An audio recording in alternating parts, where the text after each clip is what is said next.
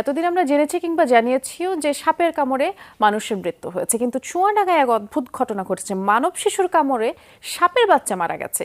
এই শিশুটি মৃত সাপের বাচ্চা হাতে খাটের নিচ থেকে বের হয়ে এলে পরে তার স্বজনরা ভয় পেয়ে যায়, হাসপাতালেও নেওয়া হয়। এদিকে অদ্ভুত এই ঘটনায় শিশুটির বাড়িতে ভিড় করছে কৌতূহলী গ্রামবাসী।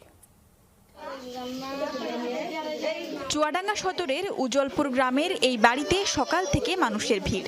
সবারই আগ্রহের কেন্দ্রে 16 মাস বয়সী এক শিশু।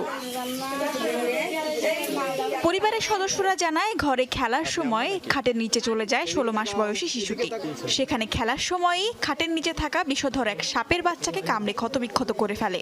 এক পর্যায়ে শিশুটি মৃত সাপের বাচ্চা নিয়ে বের হয়ে আসে। পরিবারের সদস্যরা তা দেখতে পেলে আতঙ্কিত হয়ে শিশুটিকে নিয়ে যান হাসপাতালে।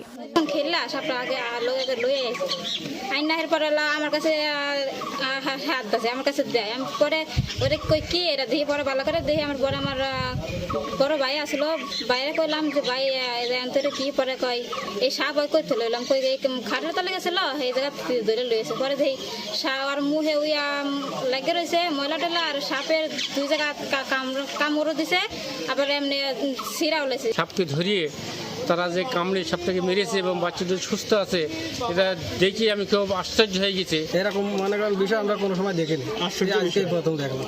চিকিৎসকরা জানান, শিশুটিকে প্রায় 4 ঘন্টা পর্যবেক্ষণে রেখেছিলেন। শারীরিক কোনো সমস্যা না হওয়ায় তাকে পাঠিয়ে দেওয়া হয় বাড়িতে। বাচ্চাটা ভালো ছিল, বাচ্চা মোটামুটি 4 ঘন্টার মতো ভালো ছিল।